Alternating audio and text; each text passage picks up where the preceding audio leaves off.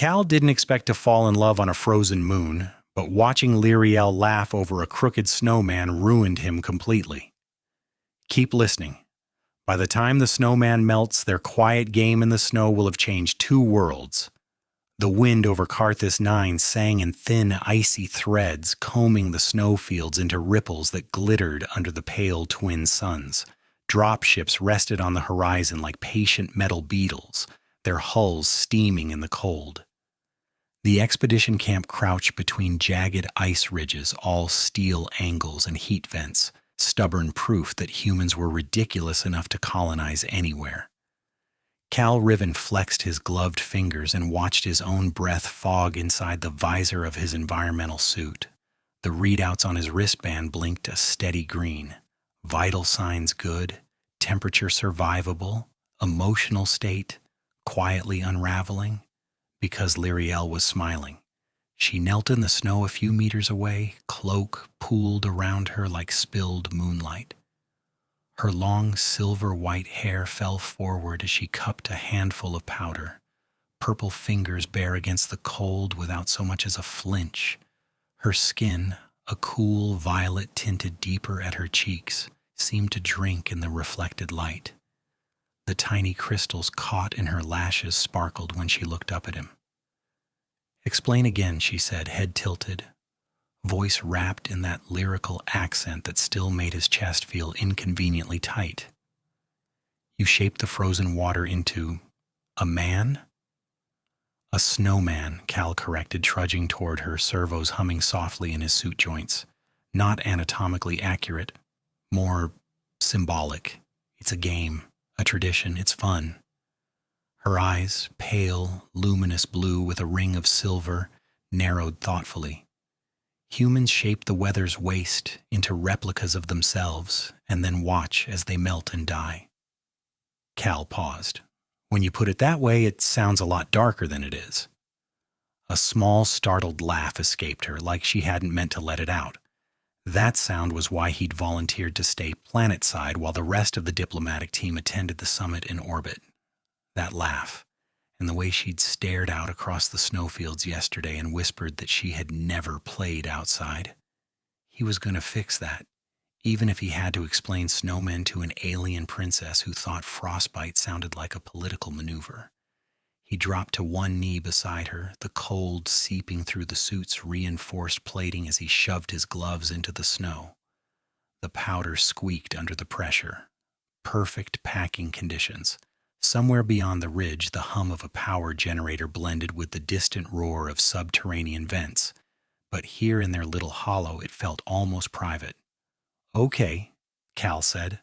"Lesson 1. Snow has moods." Lyriel blinked. "Moods." "Yeah. Sometimes it's fluffy and traitorous and pretends it'll stick together, then falls apart. Sometimes it's wet and heavy and just wants to be a slush puddle. But this..." He scooped a handful, squeezed, and held up the compact ball. "This is cooperative snow, prime construction material." She leaned closer, eyes wide. Snowflakes clung to the fine, pale brows above her eyes. "It obeys you." "Trust me, I've met snow that hates my guts." He placed the ball into her hands. "Press and turn. Not too hard or it'll crack. Like negotiating with your high council, but with fewer assassination attempts." Her lips twitched. "You have been listening during briefings." "Shocking, I know." She mimicked his motion, palms smoothing over the snowball. Her fingers were long and elegant, tipped with faintly glowing nails that shifted color with her pulse. No protective layer, no thermal gloves. Her people were born of colder skies and thinner air. She could walk naked into a blizzard and treat it like a spa day. He tried very hard not to imagine that in detail. "Why a man?" she asked quietly. "Why not build your snow beast, snow city, snow weaponry?" A pause. "Humans adore weaponry." Cal snorted. "You're not wrong. But the snowman's simple. Circle, circle, circle, stack 'em, carve a face, give him a ridiculous hat, pretend he's guarding the yard. It's about doing something pointless and happy because you can." Lyriel's hands slowed. That phrase hung between them, fragile as frost. Pointless and happy, she repeated. My tutors would have called that wasteful. Yeah, well, your tutors suck. Her eyes snapped to his, startled. Then gradually she smiled again, this time with a hint of mischief. She lifted the snowball and without warning smashed it into his chest plate. The impact wasn't much. The suit absorbed it easily, but snow exploded across his armor, powder drifting down past his visor. Cal stared at the spreading white stain. Did you just assault an Alliance security officer with a weaponized sphere of precipitation? Lyriel covered her mouth, shoulders shaking with quiet laughter. You said this was a game. That was unprovoked violence. Was it not fun? She looked genuinely unsure. He let the mock outrage fall away. Yeah, it was fun, he admitted. But now you've triggered a level 2 snow event. Congratulations. He scooped up a new handful, packing it quickly, and lobbed it softly so it burst just beside her, flakes dusting her hair and cloak. She flinched, then laughed again, brighter this time. Cal, she said, breathless from amusement and cold air, teach me this Snowman. Somewhere in his chest, a quiet line shifted that he hadn't realized was there. He showed her how to roll the first ball, pushing it over the untouched field. It gathered more snow as it went, clumping into an uneven sphere. The gravity here was a fraction lighter than Earth's. Each shove carried it farther than he expected. Lyriel walked opposite him, bare knees sinking gracefully into the drifts, cloak flaring behind her. On my home moon, she said, voice softer now. We were not allowed to touch the outer ground. Too sacred, they said, too dangerous. All controlled gardens and observation decks. We watched storms through glass and recited the ancient songs about them, but we never felt the crystals on our skin. Cal pushed a little harder, jaw tight. Sounds lonely? It was. She glanced up, then quickly back down to the snowball. The first time I set foot on alien soil, it was your station's arrival platform, hard metal, bright paint lines. It smelled like machine oil and fear. He could picture it, her stepping off the shuttle ramp in ceremonial armor, flanked by towering guards, every camera feed in the system focused on her. He'd been in the security pit, watching readings spike, listening to diplomats argue about protocols while she stood very still, looking like a carved statue of some winter goddess who had no idea she terrified everyone. Hey, he said, now gentler. At least you've upgraded from paint lines to snow people. That is an improvement, she conceded. They reached a good size, and he helped her settle the first sphere into place. It wasn't perfect, more lumpy asteroid than neat planet, but it stood firm. Lyriel stared at it like it might float away. What now? She whispered. Now we give him a torso.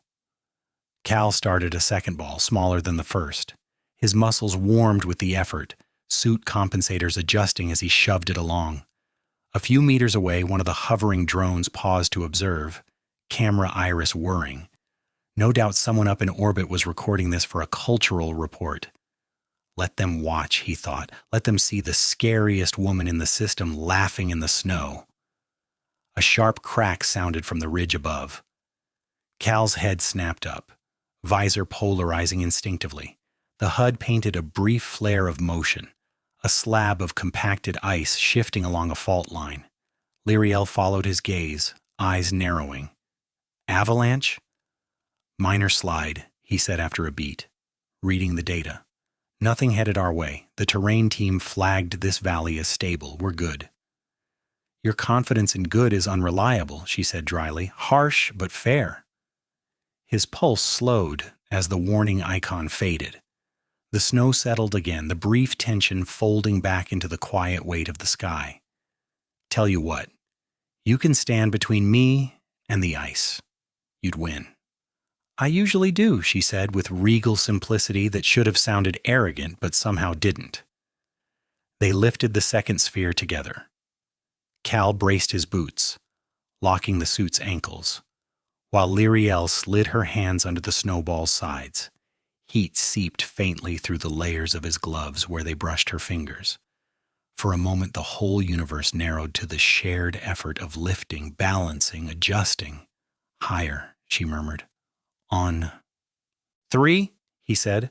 1, 2. She hoisted it before he reached 3, strength snapping through her slender frame like a reminder that her bones were lined with metallic lattice and adapted for higher gravity. He grunted, more surprised than strained, as the snowball thunked into place on the base. Lyriel stepped back, eyes bright. Did we do it correctly? Looks like an off-brand snowman, but yeah, he's got potential. Off-brand? Don't worry about it. Next step, head, smallest sphere on top. 3 stacked worlds, she said softly. Body, mind, spirit. He blinked. That is a much more poetic explanation than the one my dad gave me. What did he say? He said, quit eating the snow and roll another ball, Cal. She laughed again. That quick, genuine burst that made his chest ache. As they started on the final piece, Cal stole a glance at her profile, the curve of her cheek, the faint, silvery markings that traced from her temples down along her neck, pulsing gently with her heartbeat. Everyone in the Alliance seemed determined to see Lyriel as a symbol of peace, of power, of danger. Standing here with snow clinging to her hair, she just looked young and curious, and very, very alone underneath all that duty.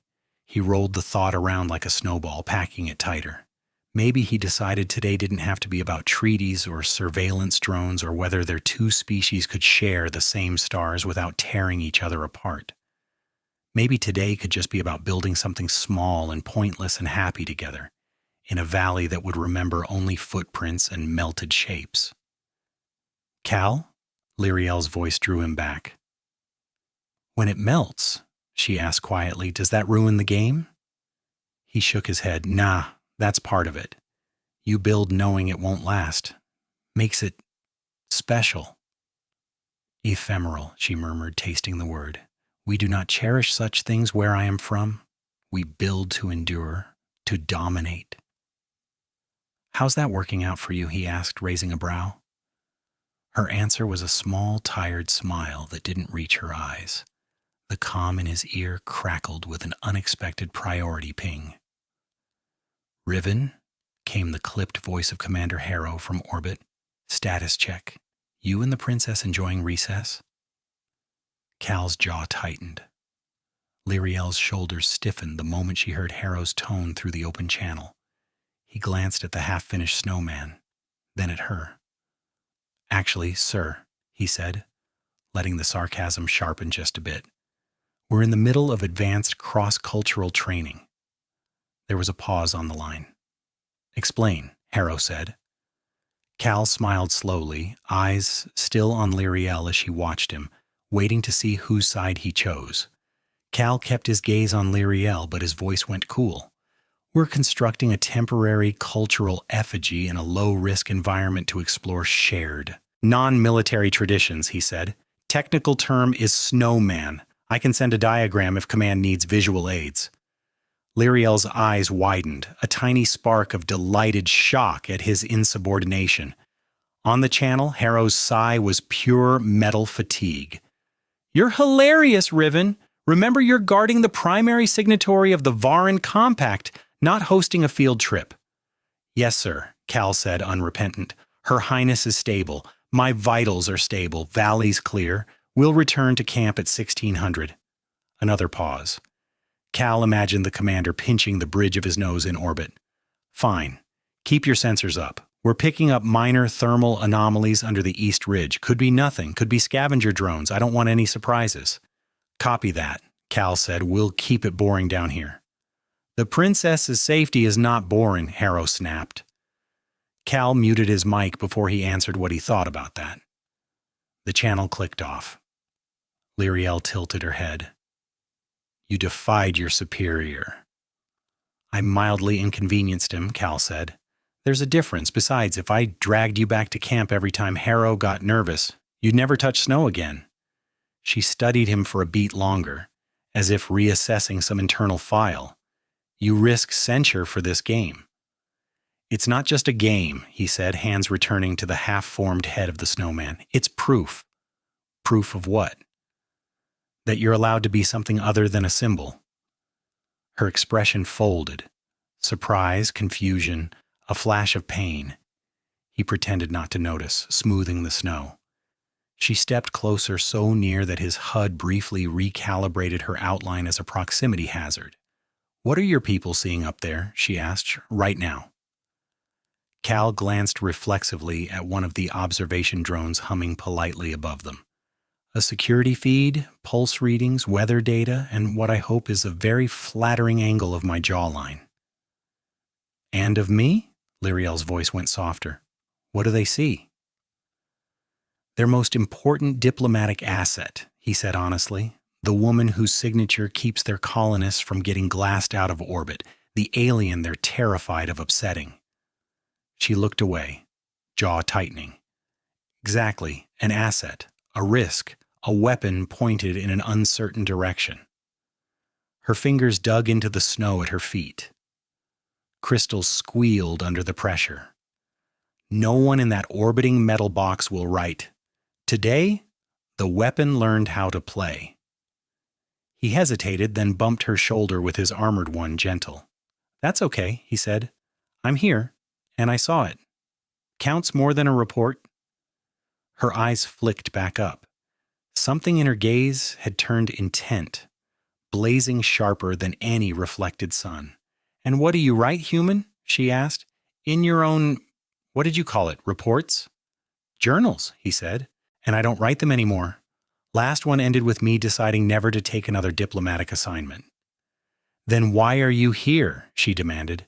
"Because command needed someone on your detail who wasn't terrified of you," he said lightly, "and I lost a bet." Her lips parted. "You wagered yourself into my service?" "Relax, I checked the terms before I bet," he said. "I wanted the post." "Why?" He forced himself not to look away.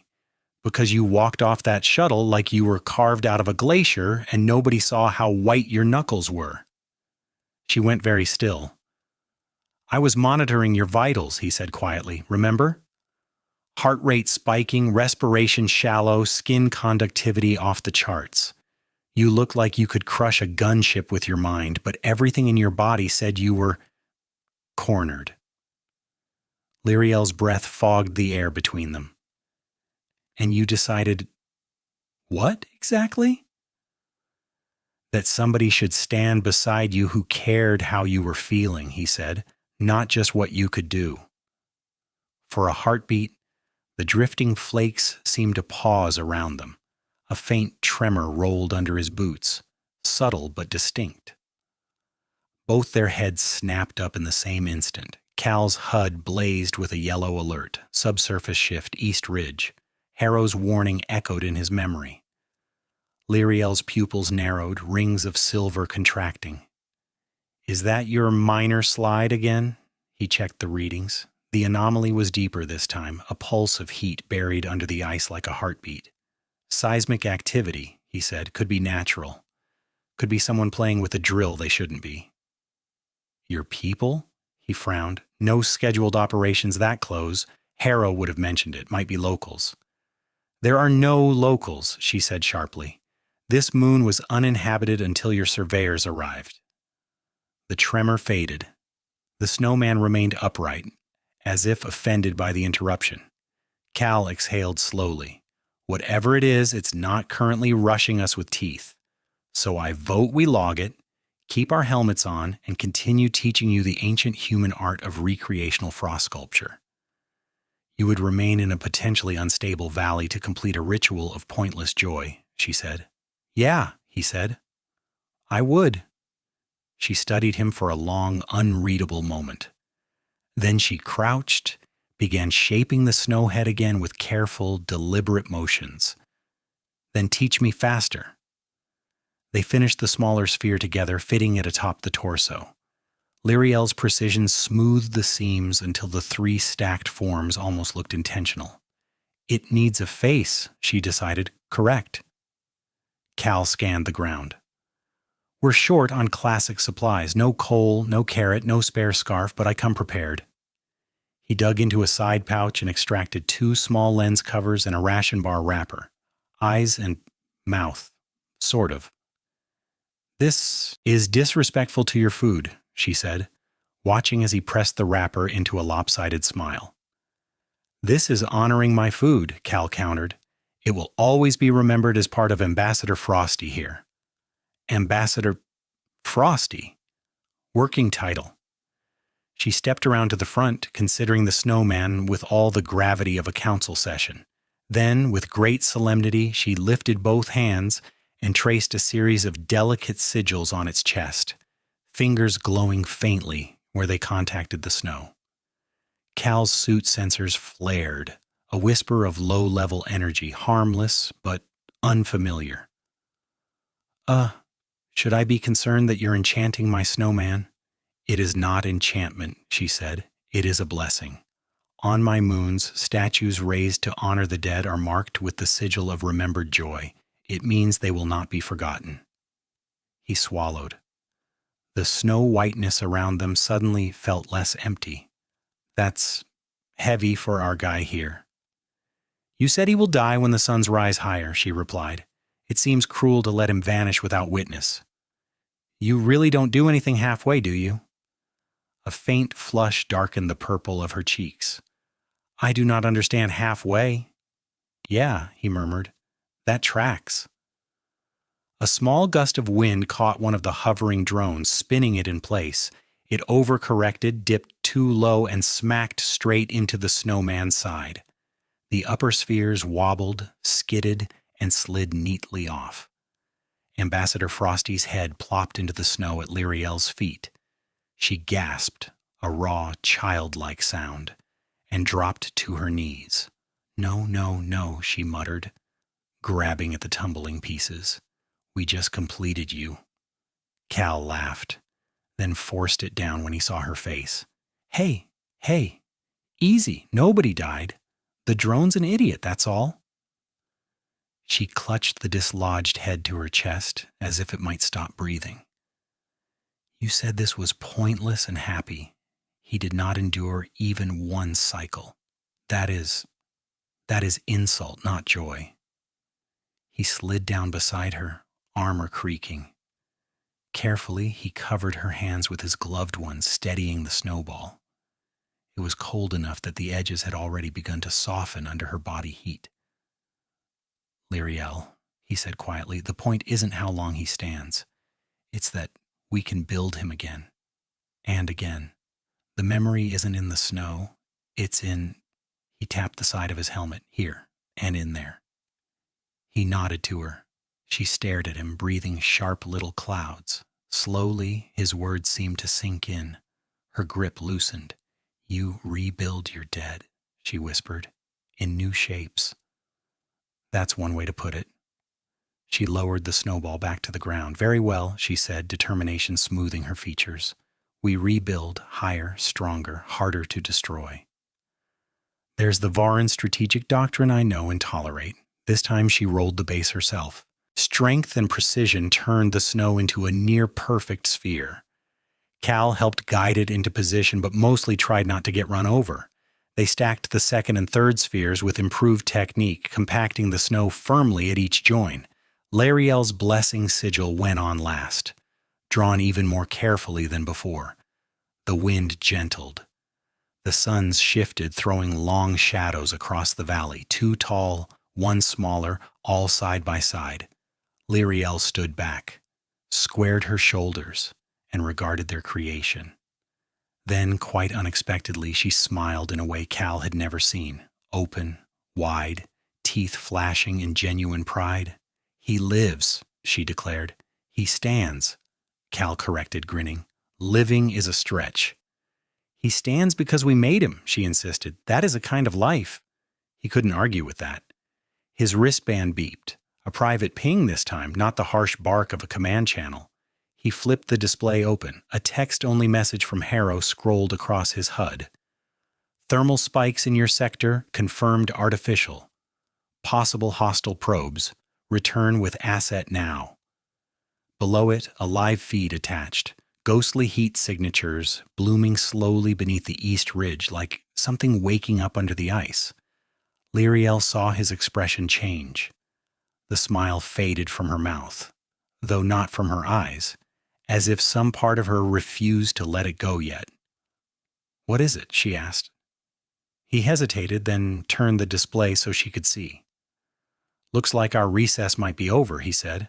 "Those thermal anomalies, not just geological grumbling." She studied the data, brow furrowing. "That pattern is not one of ours," she said. "Too regular for natural vents, too chaotic for established tech, unknown origin." "Which is diplomat speak for this could ruin everyone's day," Cal said. He glanced at the snowman. Ambassador Frosty II stood proudly against the horizon, oblivious. "We should head back to camp. Harrow's going to start chewing bulkheads if we don't." Lyriel's fingers tightened around the edges of his wrist bracer as she handed it back. "One moment," she said. She stepped close to the snowman again, placed both palms flat against its chest, and bowed her head. The glowing lines along her neck brightened, flickering like distant lightning under her skin. "What are you doing?" Cal asked, softer than he meant to. "Marking this place," she murmured. "If danger comes, if this valley cracks and your machines flee, something should remember that once here there was laughter." A chill that had nothing to do with the wind slid down his spine. He looked at her, really looked beyond the violet skin and silver sigils and the armor of titles. She was afraid, he realized, not of ambush or assassination. Those she knew how to survive. She was afraid that every moment of softness might be erased by the next crisis, that her life would be nothing but battle reports and signatures written in other people's blood. He reached out, almost without deciding to, and touched her shoulder. The fabric of her cloak was thick and oddly smooth, more like living moss than cloth.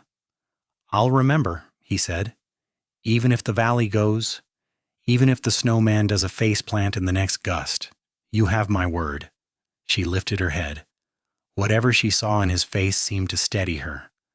"Then let us go negotiate with your anxious commander," she said, voice regaining its cool poise, "and discover what wakes beneath your ice." They hadn't gone 20 meters before Cal felt the snow shift again, this time with intent. It wasn't dramatic. No roaring crack, no cinematic collapse. Just a subtle change in pressure through his boots, a vibration that hummed up his legs and into his spine like a warning tapped out in bone. "Stop," he said quietly. Lyriel halted beside him at once, cloak brushing his thigh. "It moves laterally," she observed, eyes unfocused as she listened to something he couldn't hear, not collapsing downward, spreading. Cal crouched, fingers brushing the snow's surface.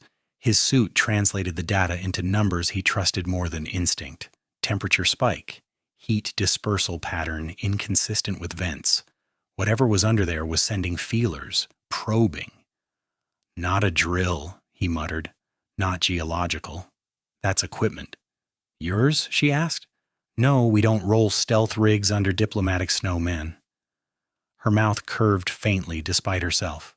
"A waste." He glanced at her. "You okay?" "Yes," she answered immediately, then hesitated. "I am alert." That was as close to honesty as she ever got when fear crept in.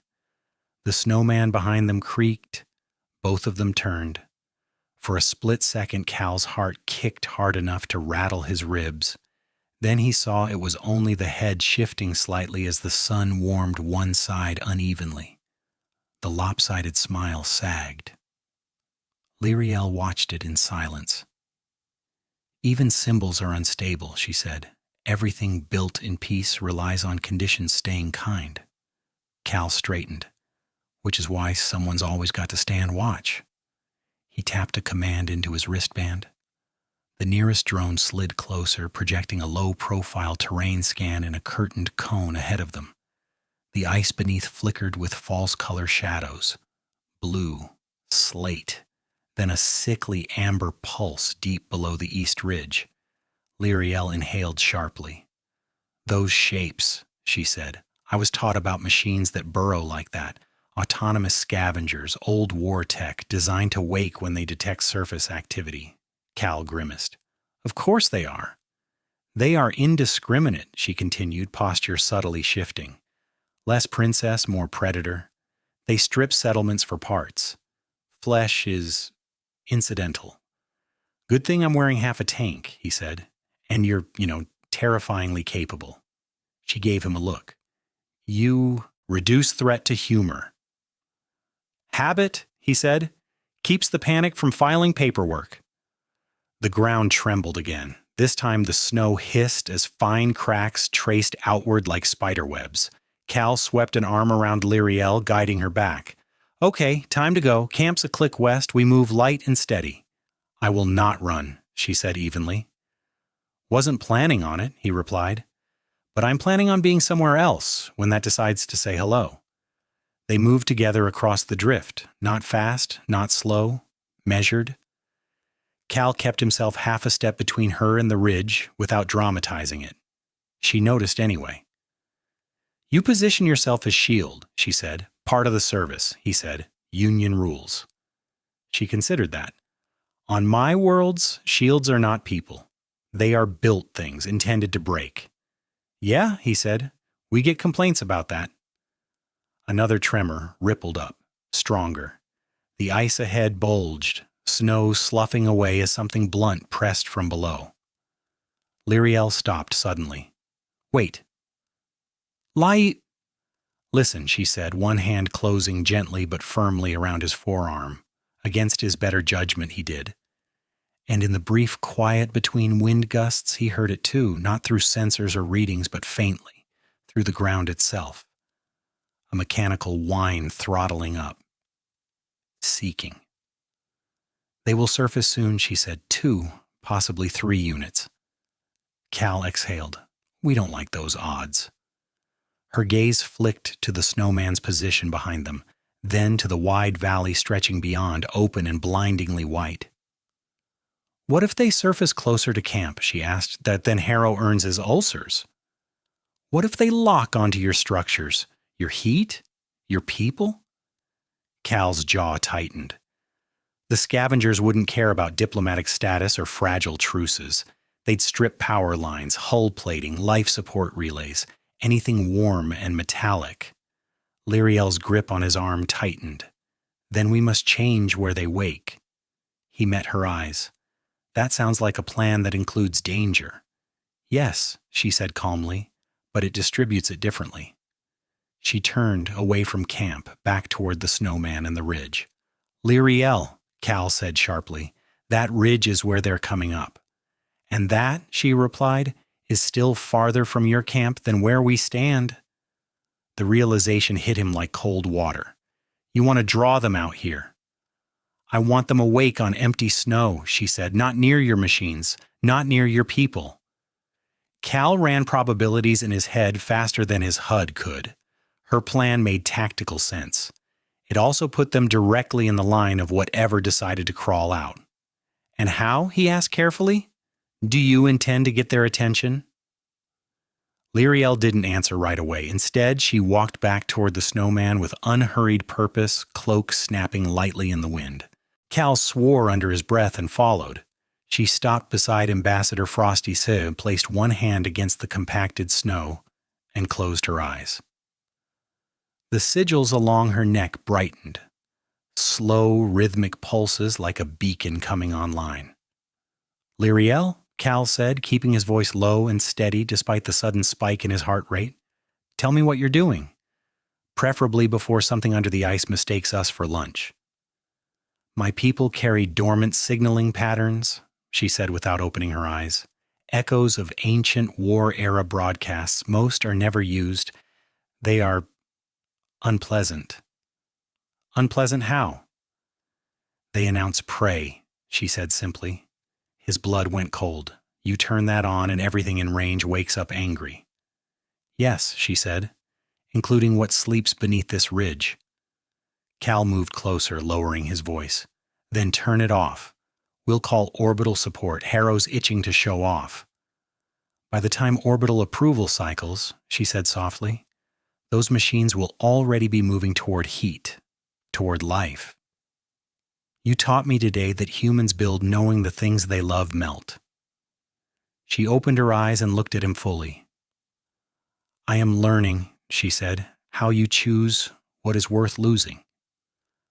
For a long second, Cal couldn't find words. He'd faced gunfire, vacuum exposure, things with too many legs and not enough mercy, but nothing hit quite like the idea of her offering herself as bait with that same calm resolve she'd brought to peace talks. He reached out, gripping her wrist, not to stop her, but to anchor both of them. If we do this, he said, voice rough, we do it together. No solo martyr nonsense. Her lips curved, soft but fierce. Agreed. Another crack split the snow at the ridge's base. Something metallic scraped against ice. Cal flicked his comm back on. Harrow, this is Riven. We've got confirmed hostile subsurface probes waking east of camp. We're executing a diversion. There was a half second of dead air. Then Harrow exploded into his ear. Riven, negative. What do you mean diversion? Cal cut the feed before the commander could finish the sentence. Okay, he said, shoulders squaring as his suit locked into combat readiness. Teach me how loud this ancient war scream of yours is. Lyriel placed her palm flat against the snowman one last time. Loud enough, she said, to wake ghosts. Deep under the ice, something answered with a grinding howl of machinery beginning to rise. The howl vibrated through the valley like a blade dragged across frozen bone. Cal felt it in his teeth first, then in his ribs, then in the stabilizers of his suit as the ground tremor amplified into a deliberate, searching pulse. Snow sloughed from the ridge in brittle sheets as something massive adjusted below. Lyriel stood very still beside the snowman, palm pressed to its chest, sigils blazing now in steady, unmistakable rhythm.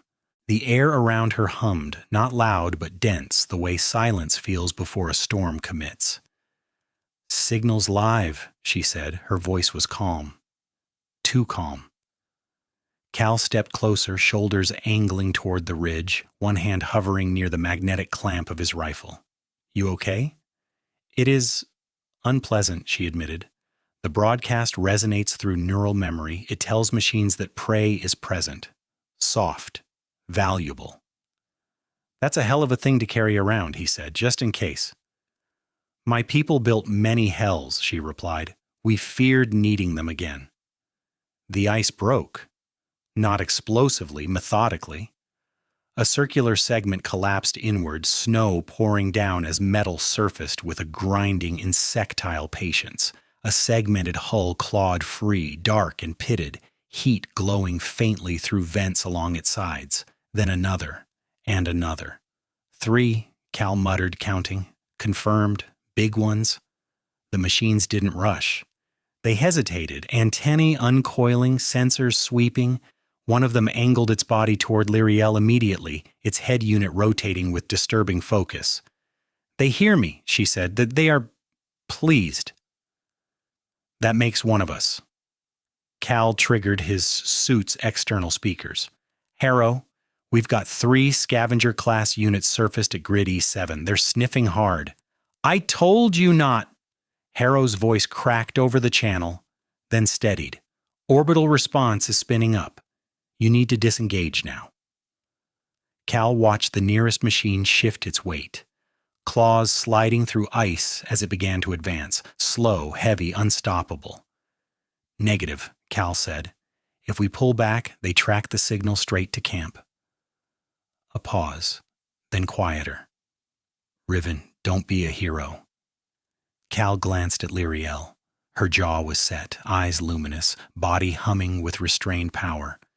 Copy, sir, Cal said. I'll be a partner. He cut the channel. The lead machine lurched forward, each step sinking deep, heat blooming where it touched. Cal fired a short pulse round, not to destroy, just to get its attention. The energy discharge cracked against the hull, leaving a scorched groove. It turned fully toward him. "Good," Cal said. "Hey, ugly, over here." The second machine ignored him entirely and surged toward Lyriel. Cal swore, boots digging into the snow as he pivoted, firing a wider arc to draw it off. The round glanced, sending up a spray of molten ice. It slowed, but not enough. Lyriel's hand lifted, not in panic, not in defense, in command. The sigils along her arms flared brighter, lines extending outward in branching patterns that cut through the air like invisible geometry. She spoke, sharp, resonant syllables that weren't a language so much as a function call. The machine jerked, its advance stuttered, metal shrieking as its limbs fought conflicting directives. For a heartbeat, Cal saw what she was doing, not controlling it, but confusing it, making it aware of itself as prey.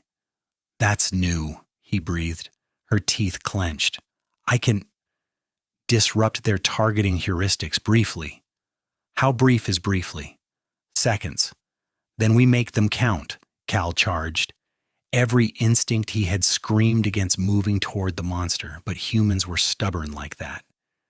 He slid low across the snow, suit compensators flaring as he fired point blank into a vulnerable heat vent. The machine recoiled, screeching as internal systems overloaded. The third unit lunged toward him in retaliation. Lyriel gasped. A sharp sound betrayed strain cutting through her composure. One of her sigils flickered. Cal's heart slammed. "Lie!" She staggered, one knee sinking into the snow. "Stay focused," she snapped, breath tight. "If I break concentration, they recalibrate." He planted himself between her and the nearest machine without hesitation, body angled, rifle barking in controlled bursts. "You hear that?" he shouted back at her. "You don't get to go down while I'm still standing. That's not how this partnership works." The machine swiped. Claws raked across his shoulder plating, tearing through one layer with an ear-splitting shriek of metal. Pain flared, a hot, blunt reminder that the suit was not invincible. Cal grunted, forced his feet to hold. Behind him, Lyriel drew herself upright again, shoulders shaking but unbowed. The sigils surged back to full brightness, stabilizing. "You are very loud when you choose to be brave," she said, voice strained but edged with something like awe. "Occupational hazard," he shot back. "And for the record, this still counts as recreational frost activity." She laughed. It burst free of her in a breathless, defiant sound that seemed to ripple outward with the signal.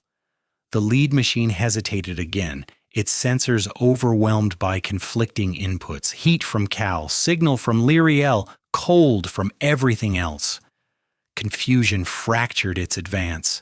Cal seized the moment. "Now!" Lyriel thrust both palms outward. The sigils exploded into brilliance, a wave of resonance rolling through the machines like a mental shout. They recoiled in unison, systems scrambling as ancient code pathways lit up. Old fears, rogue directives awakened. Deep under the ice, something answered. Not the machines, but the moon itself. A resonant crack echoed as unstable strata shifted. The ridge groaned. Cal looked up, realization hitting hard. "Lyriel." "I know," she said, breath ragged. "The ice will not hold much longer." The valley began to collapse inward, not violently, but decisively. Snow slid. Ice fractured. One of the scavengers lost footing entirely, tumbling into a widening chasm as the ground gave way beneath it. The machines pulled back instinctively, retreat protocols activating as the terrain betrayed them. The lead unit emitted a shrill synthetic shriek and reversed, dragging its damaged limb as it disappeared beneath the ridge again. Silence fell, broken only by settling snow and Cal's heavy breathing. For a second, neither of them moved. Then Lyriel swayed. Cal caught her before she hit the ground, one arm locking around her back, the other bracing them both as his suit struggled to compensate. "Hey," he said softly, forehead nearly touching hers. "Stay with me." Her eyes fluttered, then focused. "The signal is off," she whispered. "I closed it." "Good," he said. "Great timing." She exhaled slowly, tension draining from her frame. "Did we succeed?" Cal glanced at the shattered ridge, the empty snowfield beyond, the faint heat signatures fading rapidly on his HUD. "Yeah," he said. "We succeeded."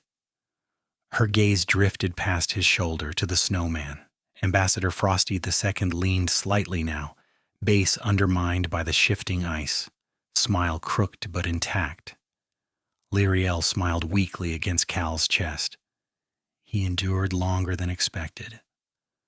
Cal tightened his grip just a little, careful, grounding. So did we. Above them, distant engines flared, orbital response finally arriving, and for the first time since the alarms began, Cal felt something unfamiliar settle into the aftermath of danger. Not relief. Trust. The first dropship screamed overhead like a wounded comet, engines tearing the sky open as it punched through low cloud and snow. Its shadow swept across the valley, briefly swallowing the leaning snowman, the fractured ridge, and the two figures still standing too close together for regulation comfort. Cal didn't let go of Lyriel until the ship touched down and the shockwave rattled his teeth. Armored boots hit snow in disciplined lines. Rifles came up. Scanners chirped. Someone shouted range confirmations. The valley filled with professionals doing what professionals always did after other people took the real risk. Control everything. Cal felt Lyriel straighten in his arms, posture sliding back into its familiar, flawless alignment. The princess returned like a mask snapping into place. He hated how practiced it was. "Riven!" Commander Harrow strode toward them, coat flapping, face thunderous. His gaze flicked from the fractured ice to the settling dust, to Lyriel's faintly glowing sigils, then locked onto Cal. "Are you out of your damn mind?" "Frequently," Cal said. "Today it paid off." Harrow gestured sharply. "You disobeyed orders. You cut comms. You exposed our primary signatory to hostile contact."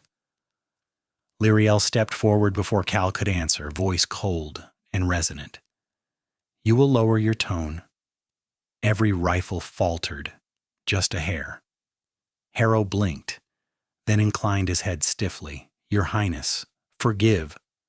"You will forgive him," she interrupted, pointing back at Cal with one illuminated fingertip, "for standing where your forces hesitated." The words landed like thrown knives. The entire landing team froze. Harrow stared. "With respect, Your Highness, my officer acted without clearance." "Without clearance, yes," Lyriel agreed. "Without compassion, no." She turned slightly, placing herself deliberately between Cal and the commander, not shielding him, claiming him. Cal's heart slammed so hard his HUD flickered a warning. "You monitor what is measurable," she continued, gaze sharp and unblinking. "Vitals, heat signatures, probability curves. Today those machines woke because your presence changed this moon. They would have reached your camp." Harrow's jaw tightened. "We would have handled it." "You arrived after it ended," she said flatly. "He arrived before it began." Silence followed. Thick, uncomfortable, impossible to ignore. One of the logistics officers cleared his throat nervously. Harrow exhaled through his nose. "Your Highness, are you formally commending Officer Riven?" The faintest hint of a smile curved Lyriel's mouth. Dangerous. Warm. Real. "Yes," she said, "I am." Cal opened his mouth and wisely shut it again. Harrow looked at him like he wanted to demote him, promote him, and launch him into orbit simultaneously.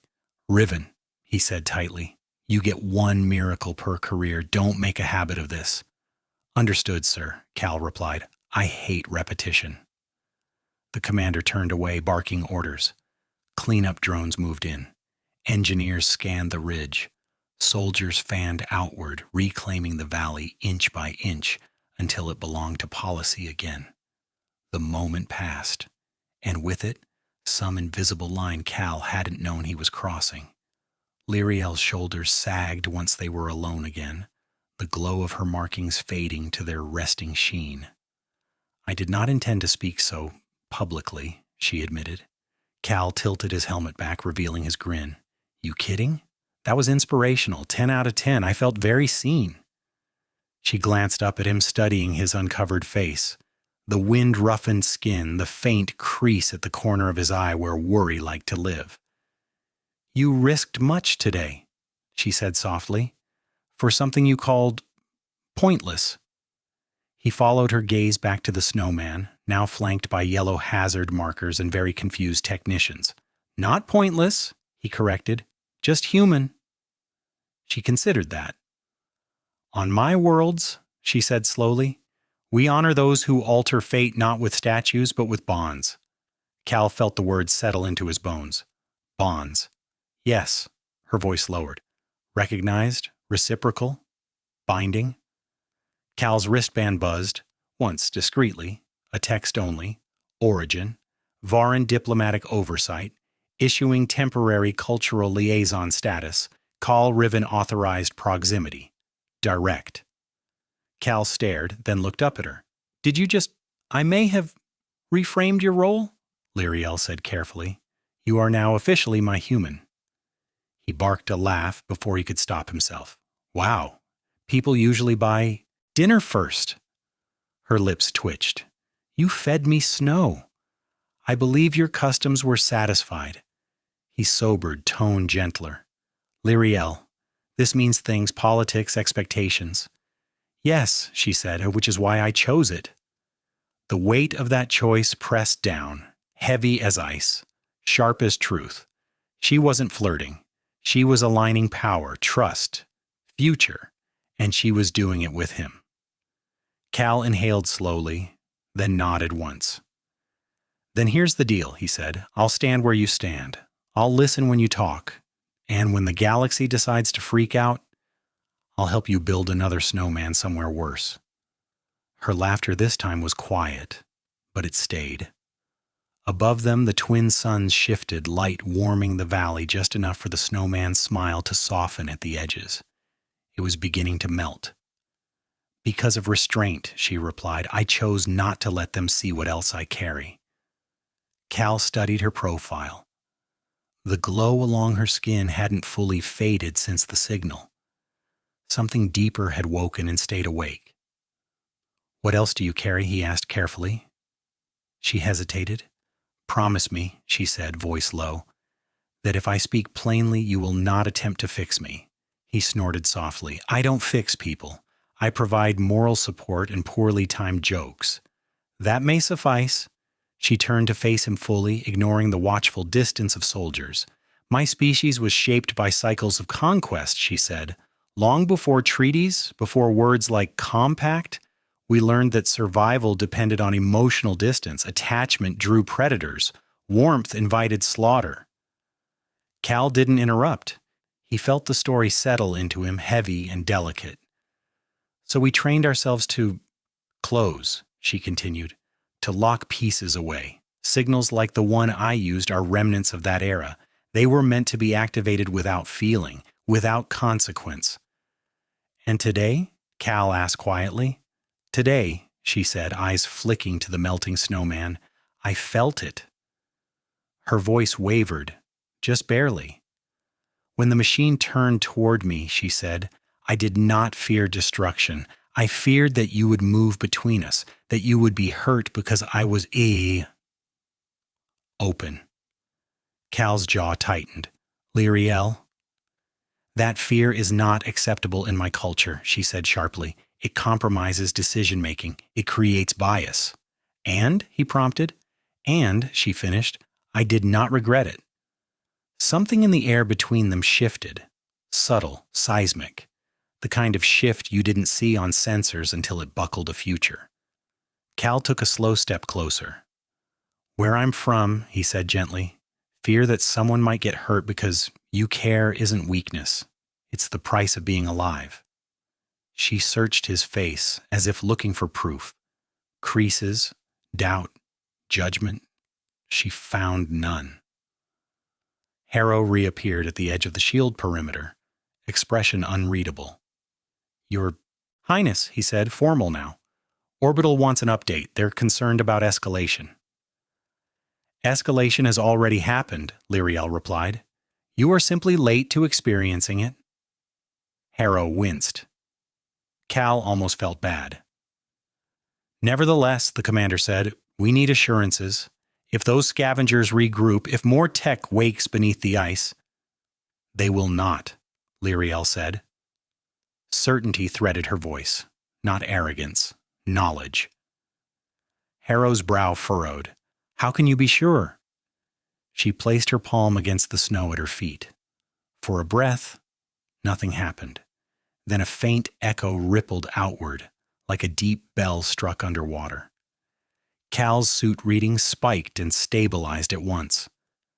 "The signal fragment they heard was incomplete," Lyriel said. "I closed the loop myself. Any unit waking now will register the valley as hostile terrain." Cal blinked. "You rewrote the welcome mat." "Yes." Harrow straightened slowly. "That kind of authority, that kind of access, why deploy it here?" Lyriel didn't look at him when she answered. "Because this valley mattered." Cal felt the weight of it then, not just the fight, not just the bond, but the choice to care about a place that had given her nothing except cold hands and a crooked snowman. Harrow studied them both. Something like reluctant understanding replacing pure control. "We'll adjust our perimeter," he said, "and our expectations." He hesitated, then glanced at Cal. "Officer Riven, you'll remain on detail." Cal arched a brow. "That's it?" "That's an order," Harrow muttered. Then he walked away before Cal could enjoy it properly. Silence returned, but it was different now. Lyriel watched the snowman finally surrender, its base slumping as sunlight won the slow war. "I thought I would grieve," she said, "but I do not." Cal followed her gaze, "because it did what it was meant to." "Yes," she turned to him. "It existed." She reached out, hesitant, deliberate, and hooked one finger gently through the edge of his glove, just enough contact to register as real. Cal stilled, didn't rush it, let the moment breathe. "This," she said softly, "is unfamiliar territory." He smiled. "Welcome to human weather, changes fast, makes a mess, worth it anyway." Her lips curved, tentative, sincere. Above them, scanners hummed, and the valley settled. Dangerous possibilities buried again beneath layers of ice and choice. But neither of them believed it was over. Some changes once started refused to stay buried. The valley didn't erupt again. That, Cal thought later, was the most unsettling part. The snow lay quiet under the warming light, fractured ridge stabilized, scavenger signatures fading into archival memory. The dropships lifted off one by one, returning to orbit with their reports and reassurances. Protocol wrapped everything tight again, neat and orderly, too neat. Cal stood. At the edge of the perimeter, helmet tucked under his arm, watching Lyriel speak with her advisors as they arrived via shuttle. 3 willowy figures armored in translucent plating, voices low and sharp, eyes cutting constantly toward the human camp. Power recognized power. One of them glanced at Cal with open disdain. "An unacceptable improvisation," the tallest advisor hissed, markings flaring along her throat. "You exposed yourself to unnecessary risk." Lyriel didn't turn. "Correction," she said evenly. "I was exposed." Cal stood firm. The advisor's gaze snapped to him. "He is fragile." Cal smiled pleasantly. "Yeah, that's the sales pitch." Lyriel finally faced them, posture tall, presence absolute. "Fragility is not the absence of strength," she said. "It is the willingness to stand unarmored when armor is possible. Observe and learn." The advisors fell silent, not appeased but calculating. Cal felt something tighten in his chest. This wasn't just cultural friction anymore. This was political sheer stress. And it was centering on him. The ground hummed, not from beneath, but everywhere. Cal's suit pinged a sudden atmospheric anomaly. The hairs on his arms rose. Lyriel felt it too. Her head snapped up, eyes unfocusing as she listened past sound. "That is not scavenger tech," she said quietly. The advisors stiffened. "Impossible. We shut all—" A low-frequency resonance rolled across the valley, deeper than the earlier signal, broader. Not hunting, claiming. Cal's visor auto-deployed, HUD lighting with warnings. "Lie. Whatever that is, it's big." "Yes," she said, "and it recognizes authority." The advisors exchanged sharp glances. "You did not seal all echoes," one accused. "I sealed those meant to destroy," Lyriel replied. "This one was dormant." The ice to the west didn't crack. It rose. A vast plate of frozen ground lifted smoothly, impossibly, revealing something beneath. Not mechanical, not organic, but both. A relic platform the size of a landing pad, sigils carved so deeply into its surface they seemed grown rather than etched. Ancient. Waiting. Cal swallowed. "That's new." "It is a governance node," Lyriel said, breath tight, "older than my line, meant to awaken only when sovereign judgment is engaged." "One guess who tripped that wire?" She looked at him. "I altered the valley's status," she said quietly, "declared it meaningful, protected, witnessed." The platform pulsed. Systems across the camp flickered, human and Varan alike, then stabilized. Data streamed faster than Cal could read, authority chaining to authority, ancient protocols cascading into modern networks. The node addressed Lyriel, not in sound.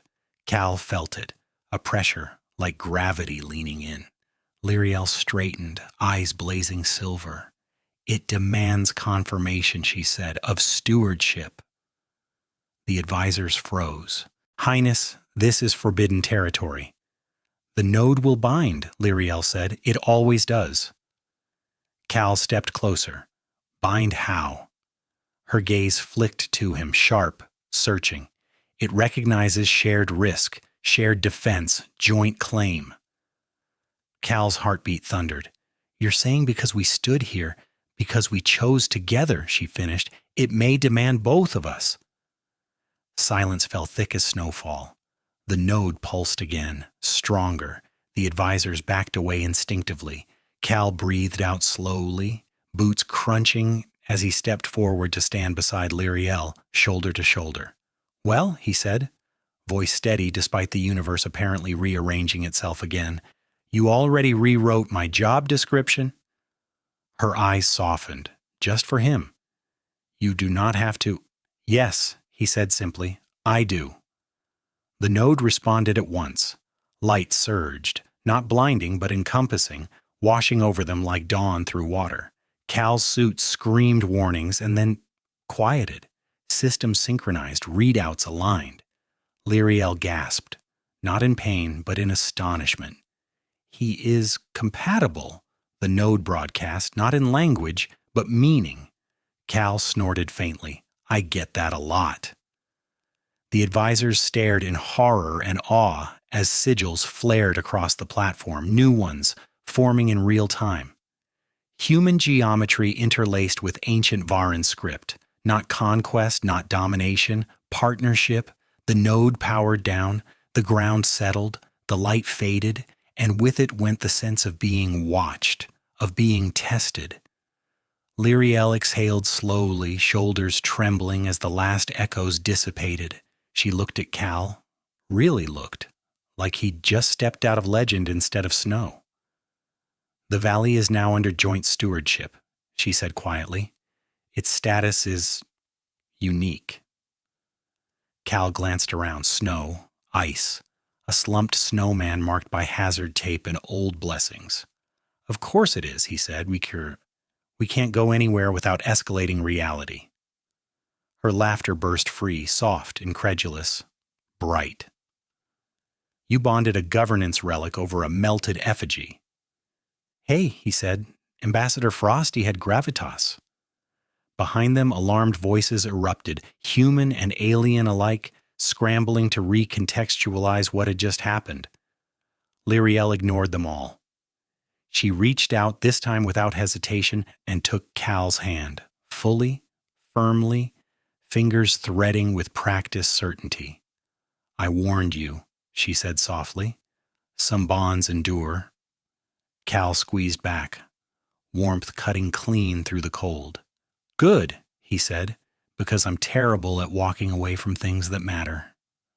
Above them, the twin suns continued their slow arc.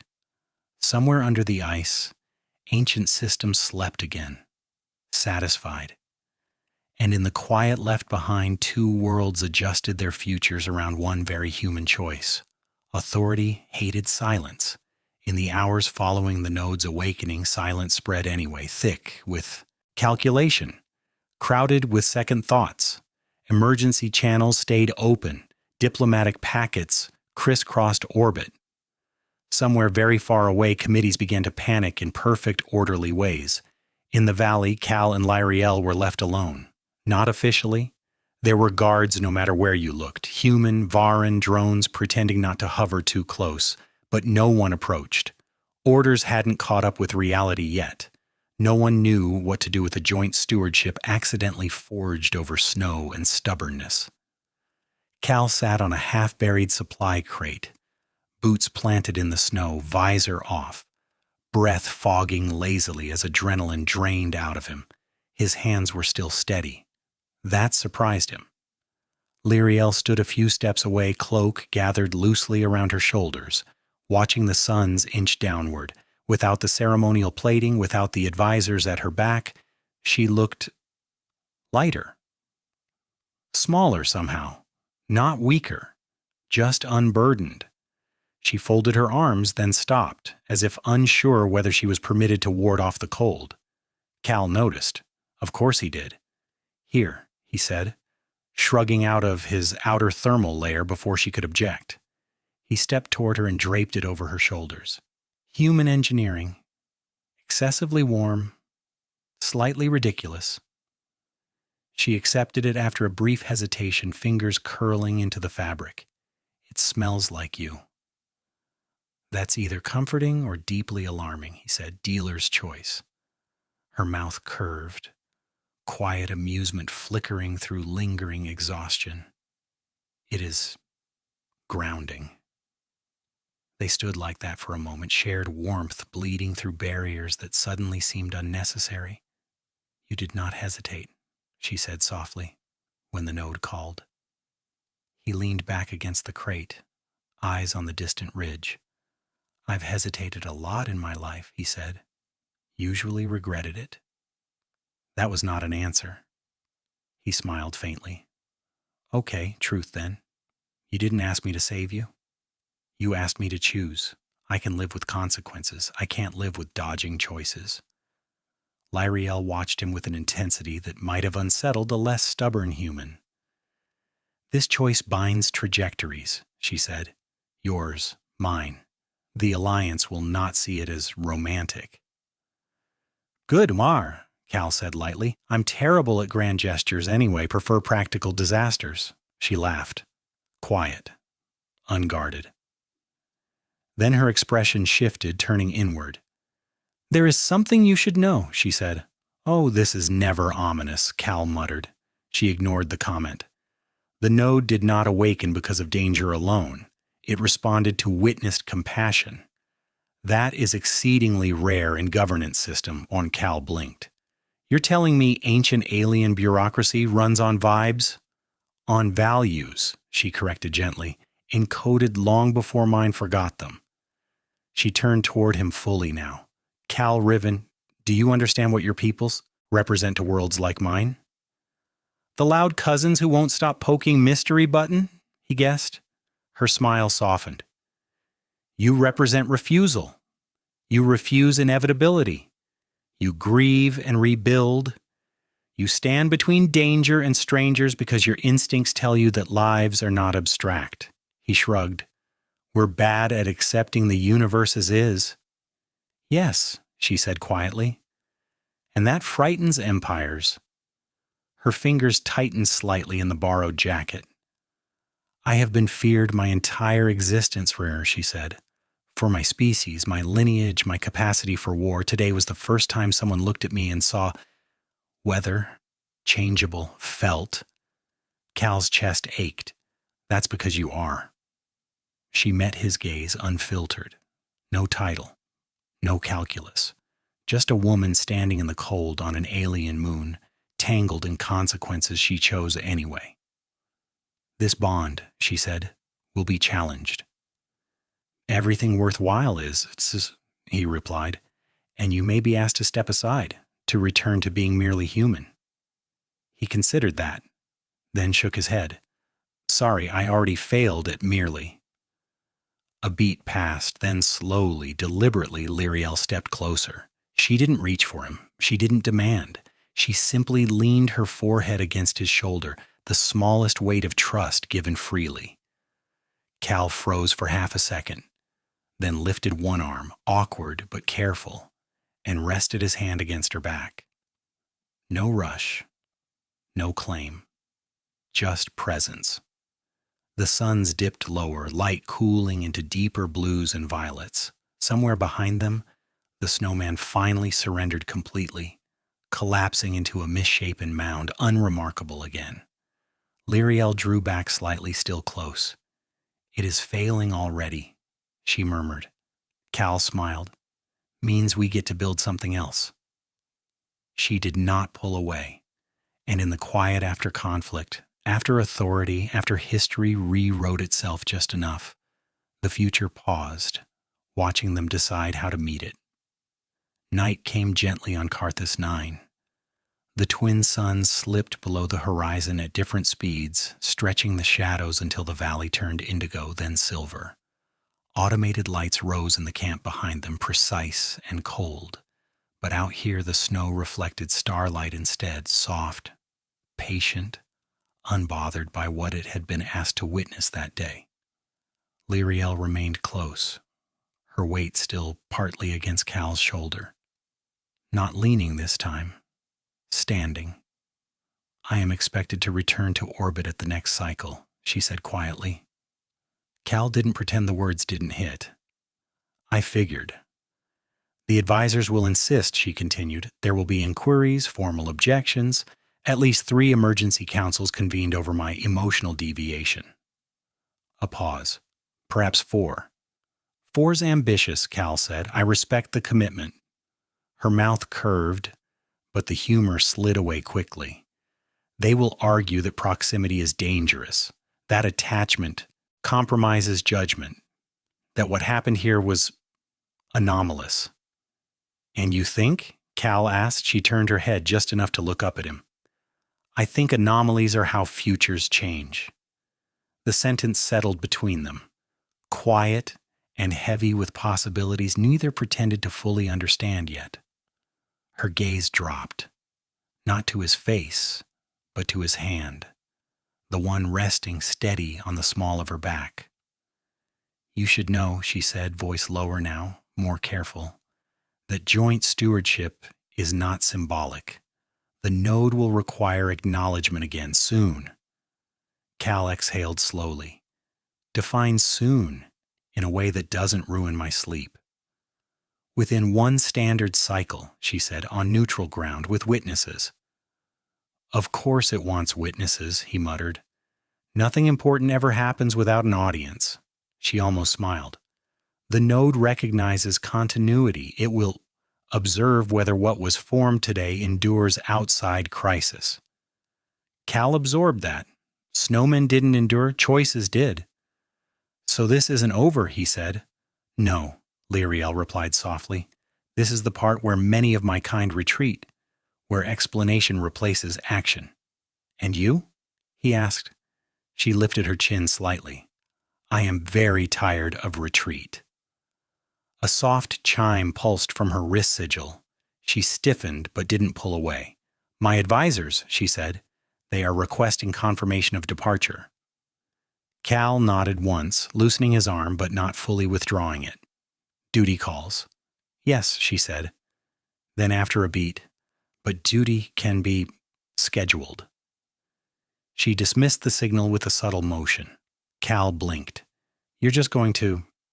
I will answer, she said, in a moment. She turned to face him fully now. The night caught the silver lines along her neck and hands, cooling their glow until it was barely there. Close up, she looked less like an icon and more like someone choosing what came next with no script to follow. There will be pressure, she said, to frame what occurred as misinterpretation, to reduce you to coincidence. Occupational hazard, Cal said. And there will be pressure, she continued, to frame you as a liability. Cal considered that, then shrugged. Been worse. Once got labeled morale risk because I taught a mining crew how to make paper airplanes in low gravity. Her eyes widened slightly. Did the airplane survive? Briefly, he said. Glorious time. Lyriel huffed a quiet laugh, then sobered. If they move you away from me. I'll still be where you are, Cal said without bravado. Might take a shuttle or 3, might take paperwork, but distance isn't the same thing as absence. She searched his face again, not for promise, for consistency. Satisfied, she reached up slowly and did something that made his breath hitch despite every instinct he'd trained not to react too strongly. She rested her forehead lightly against his. No spectacle, no ritual words, just contact. Warmth through skin and bone. This, she said quietly, would be considered unwise. Cal smiled against her. My specialty. They stood that way until the wind shifted and reminded them both that biology eventually demanded practicality. Lyriel stepped back reluctantly, the borrowed jacket still around her shoulders. I will return, she said, and when I do, the world will look slightly different. Cal nodded. It already does. She paused, something thoughtful passing through her expression. Next time, she said, you should teach me something that endures longer than snow. He tilted his head. Got a few ideas. Starts with music, ends with badly cooked food. Her eyes warmed, soft, curious. Acceptable risks. Above them, engines hummed as a shuttle warmed on the far edge of the valley. Advisors waited. Futures stacked themselves impatiently. Lyriel turned, then stopped once more. Cal Riven, she said, yeah? Do not build another snowman without me. He grinned. Wouldn't dare. She left then, stride steady, title reclaimed, but something else carried with her now, quieter and heavier than authority. Cal remained where he was long after the shuttle lights vanished into the night. Around him, the valley was just snow again, cold, empty, unremarkable. And yet, beneath it, deep in ice and circuitry and shared decision, something waited, not to wake in alarm, but to see what they chose next. Snow drifted in slow, deliberate spirals after the shuttle departed, the kind of snowfall that felt less like weather and more like punctuation. Cal finally moved, boots crunching as he walked back toward the place where the snowman had been. There was nothing left now but a shallow depression and a scatter of hazard flags already half buried, their warnings rendered meaningless by quiet. He crouched and pressed his glove into the snow once, firm, deliberate, leaving the shape of his hand behind.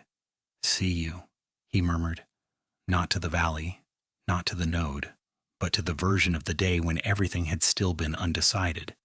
His comm chimed again. This time he answered. Riven, Harrow said, voice lower than usual. They're already rewriting the incident logs, words like spontaneous stabilization, cultural variance. You get the idea? Do I still have a job? Cal asked. A pause, then a faint huff of reluctant humor. You have too many jobs, and a very strange future waiting for you.